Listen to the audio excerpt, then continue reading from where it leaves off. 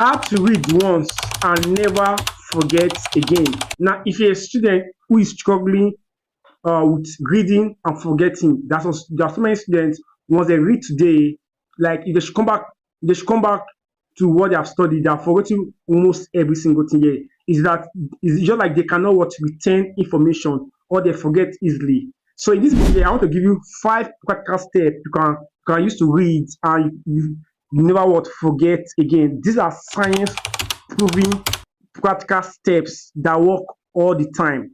You have to what stick to the end of this video and practicalize every single thing you have to learn in this video. Just so I want to give you step 1 towards step 5. Each step are very, very essential. They're very, very important in helping you to read once and never what forget again. Just if you have any question, only leave it at the comment section. Read once and never forget again, or retain about 95% of what you have studied. Just step 1, like what I said, I want to put this thing in various steps, and I want to make it as practical as possible, so I can really practicalize things here whenever you are reading, or whenever you are about to study. So step 1 is activate your brain before studying. Now look at something here. You need to activate your brain before you go into your study here. So why is this important? Why is activating your brain before study is very, very important? Now the reason is that your brain needs to engage to retain information effectively. So for you to retain information effectively, your brain needs to be engaged. So that's why you need to activate your brain before studying. But how do we do this here? How do we achieve this here? So these are the ways you can do this here. So these are the ways you can do it. So number 1, perform light physical exercises for 10 to 15 minutes. So this will help to boost your blood flow to the brain. Now look at something here. Before you go into this session here, and that 80 to 95% of students watching this video here, they don't do this, right?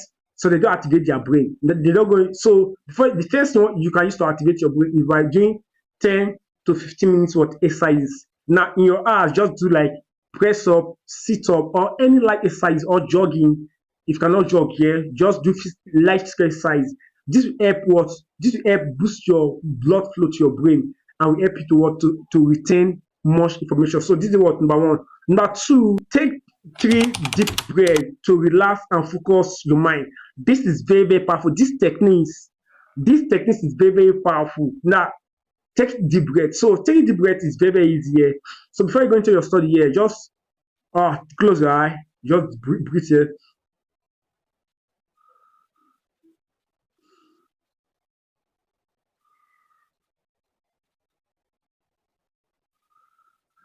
Now, what this will do for you, or what this does, is that it will help you to relax and focus your mind. Look at something here. Before you can really understand, before you can read and understand anything and actually retain it here, your mind must be in a calm state. And one of the ways that can be proven to calm your mind down is deep breaths. That is why if you study very well, to relax your mind, to calm your mind, and to focus your mind, is to focus your mind is by deep breath. So this is one of the ways you can use to activate your brain before studying. The third thing here is set a clear goal. Write down what you plan to learn in this session. Now, if for example here, let me give you an example here. For example here, you want to go into your study time session and you have 2 hours. In that 2 hours, what do you really want to cover? If for example here in physics, you want to cover what topic in physics do you want to cover? You need to be crystal clear of what you really want to study or achieve in that study time session. This will help you to retain this will help you to focus your mind, help you to understand and retain that information. Do you understand? So that's what the first you want to after you have activated your brain, the next you want to do is use the shortening method to break down information. Look at something here. It's very important to know how to use the shortening method to break things down. So, but why is this important? Why do you need to use the shortening method to break information down? This is the reason why. Your brain processes and remember smaller chunks of information better than large block. So your brain easily understand and remember smaller things better than large chunk, in the sense that how do you eat an elephant one bite at a time? If you see an elephant here, if you see an elephant, for you to be able to eat the elephant here, you need to cut smaller pieces. You understand? So the book you want to read, other chapter you want to read, is just like an elephant. For you to be able to eat that elephant very well, you have to break it down into smaller chunks. Do you understand? So, but how do you do this here? So these are the ways you can use the shortcut method. Number one, divide your materials into smaller sessions. For example, instead of reading an entire chapter, study one session at a time. Number two, summarize each session in your own words, either by writing or speaking it aloud. This is very important. This is very important, and I can tell you that large majority of students don't do these things. Now, I can remember when I was in my year one, back then in my undergraduate Uniport, I went to the library to study. I will end up wasting all my own time in the library, because why? I did not understand what I'm teaching you. Just that at the end of the day, when I get to an exam, I find that I didn't even know anything. Why? Because I spent majority of time without using what I'm sharing with you.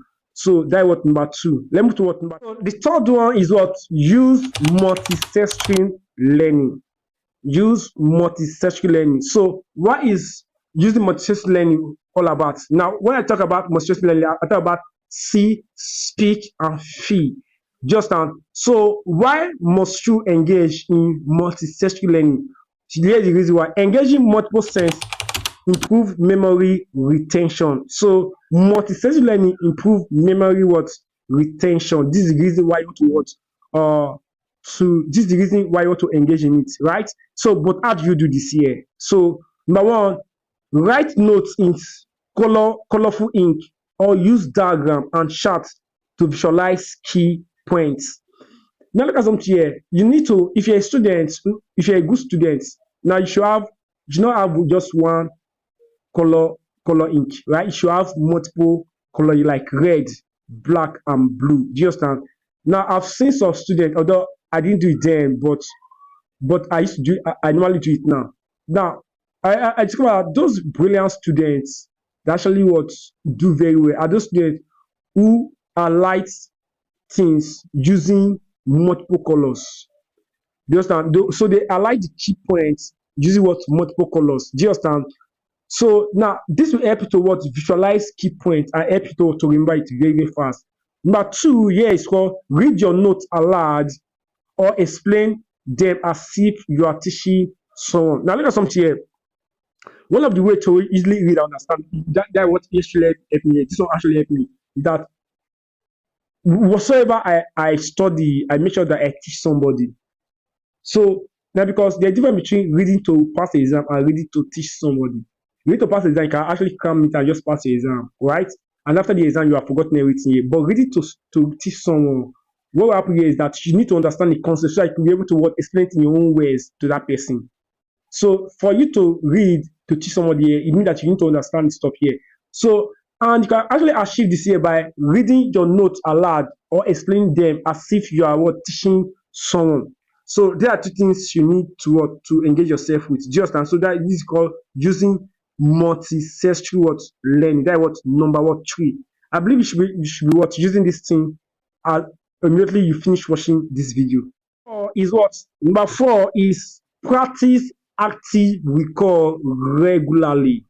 Most people don't know what's called active recall, which I want to explain. Now we are called active learning and passive learning. Now look at something here. What most students do is that, like what they do, like let me say 8% of students is that they will only read the text, they don't engage in the text. You need to start engaging in text, just like summarizing those notes, like quizzing yourself, asking yourself questions, just writing those things in your own words, just so why is practice active recall regularly important? Why is it important? Yeah, testing yourself is more effective than passive rereading. Just what does this mean here? This is what it means. Some people when they read today, like after they finish reading their reading session here, Tomorrow they will also come back and read the same thing. Next month they will also come back and read the same thing here. Now this is not that effective on a more serious note. Just so test yourself is more effective. You need to test yourself, but how do you do this? How do you use active recall regularly? How do you practice active recall regularly? Number one, after reading a session, close the book and write down everything you remember without looking at it. Just so after you have read, remember, divide the entire book into was chunks, right? Into sessions here. After reading each sessions here, what you want to do here, so close the book, then try as much as possible to write those things in your own ways. I know that this is very, very difficult, not serious, so this is very, very difficult. But this will help you to reinforce your understanding and help you, because if you can summarize something in your own ways, it means that you understand this stuff. You understand? That's number one. Number two, use flashcard or app to quiz yourself on the key parts. You understand? I'm going to explain what is flashcard here, but it's very important. Now, after you have like close notes and read stuff here, it's very important you start testing yourself, start giving yourself key questions based on the materials. You understand? Then the third thing you want to do is at the end of the day, review the main points you study and test yourself again. So after you finish reading, after you finish your sessions, what you want to do here in the evening, what you want to do here is to go back and review the stuff and ask yourself question again and see how you can answer those questions. This is very, very powerful. It's going to be of great help to you. Now, using just this step 4 is going to boost your understanding to what, like, let me say, boost your understanding up to 50%. So let me to the last one. The last thing here is what, use space repetition for long-term retention. Now we have called space repetition. So why is this useful? Why is space repetition very useful when it comes to long-term retention? Here's the reason why. Repeating information at a specific interval help move it from short-term to long-term memory. So here we have short-term memory, and here we have long-term memory. Now, when you study the first time, when you study the material the first time, what your memory will just do is that they store what you study in that short-term memory. And what short-term is that it's just there for a very short time.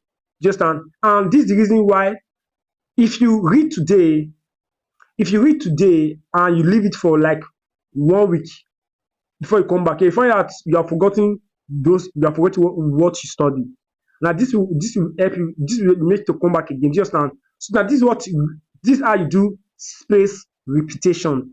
This is how you do space repetition in order for you not to forget what you have studied. This is how you do space repetition. Number one, review what you study after day 1, day 3, week 1, and 1 month time. So now, instead of when you read it for day 1, instead of leaving it for 1 before you come back again, go back to the material again for like maybe 3 days time, and study it. Now, after you review that material again, like study what you have learned. Next one to do is go back again 1 week. Now this will help to transfer the information you have stored in your short-term memory to your long-term memory. But large majority of students don't do this here. This is the main problem. This is the reason, if you're preparing for JAM examination, this is the reason why you need to start as early as possible. That is why joining my private online class is very, very important for you.